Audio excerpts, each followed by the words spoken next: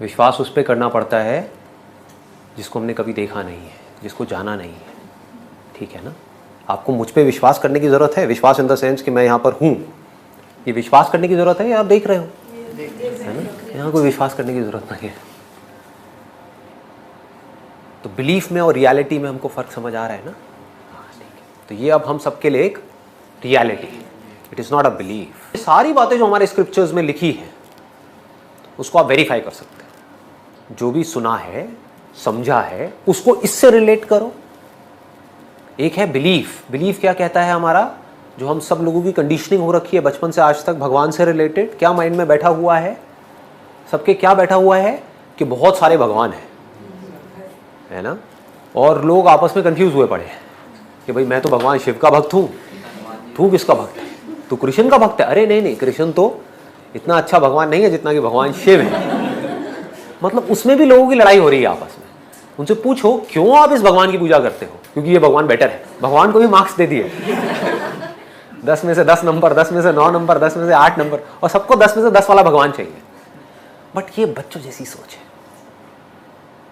अगर आप किसी भी स्क्रिप्चर को स्टडी करोगे, जो रियल स्क्रिप्चर है, रियल स्क्रिप्चर किसी भी रिलीजन का, उसको स्टडी करोगे, उसमें बिल्कुल क्लियर तरीके से आपको बताया जाएगा कि हर फॉर्म में एक ही भगवान है। भगवान दो नहीं हो सकते, नहीं तो उन दो की आपस में लड़ाई हो जाएगी, होनी है, कॉन्फ्लिक्ट क्रिएट हो जाएगा।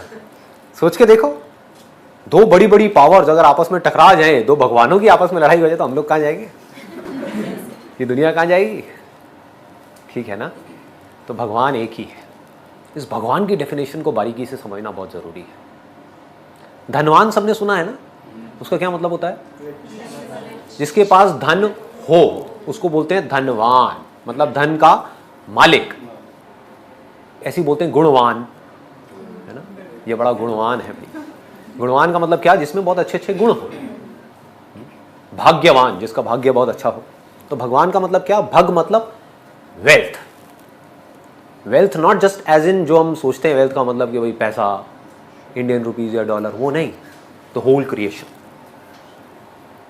The whole creation including but not limited to our planet.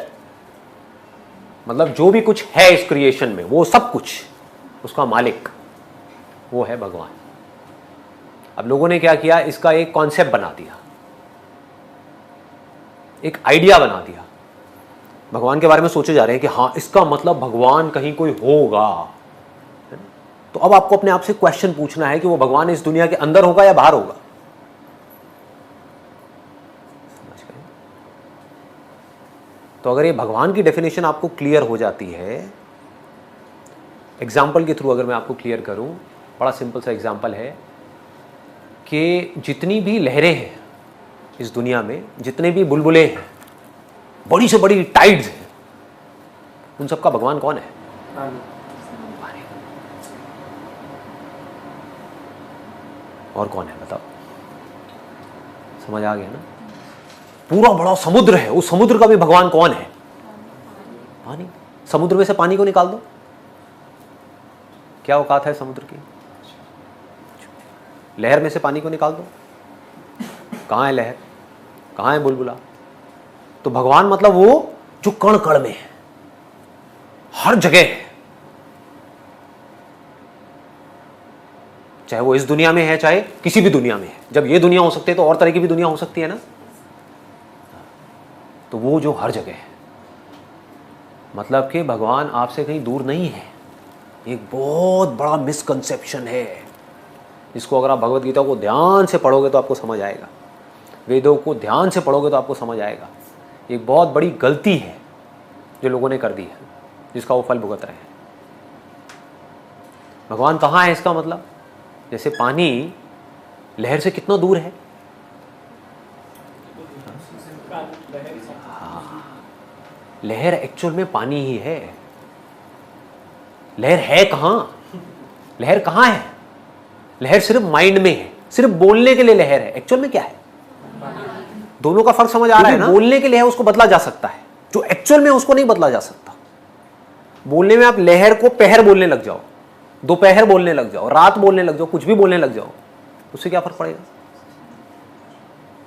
समझ गए ना? तो जो बोलने के लिए वो सब झूठ है, जो एक्चुअल में है वो सच है।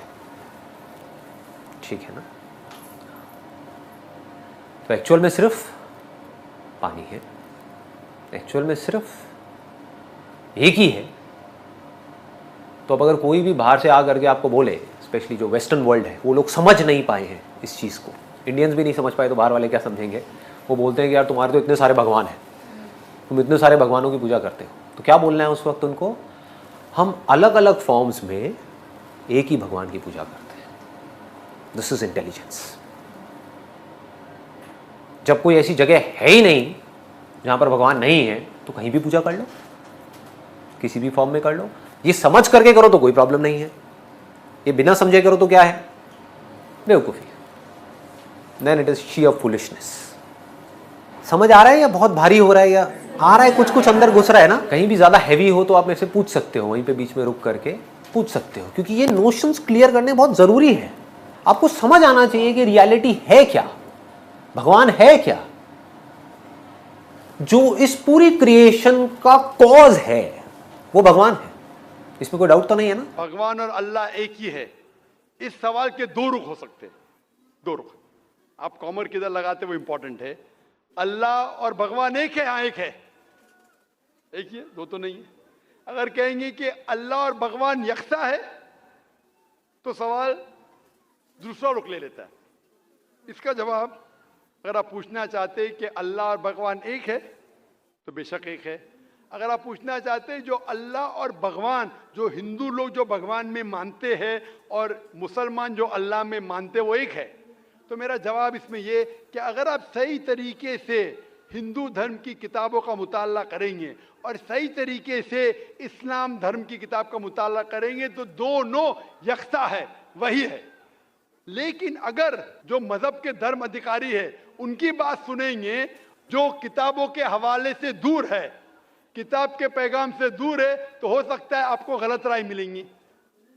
जैसे मैंने फरमाया था मेरे तकरीर में कि कुरान में लिखा है सूरह इखलास में सूरा नंबर 112 आयत नंबर 1 में, कुल हुवल्लाहु अहद, कहो कि अल्लाह एक है। उसी तरीके से आप जब हिंदू मजहब की किताब का मुताला करते हैं, आप पढ़ते हैं, उसमें लिखा है छंदोग्य उपनिषद में अध्याय number 6 section number 2 shloka number 1 में लिखा है एकम एविदित्यम, भगवान एक है, ईश्वर एक है, दूसरा नहीं है।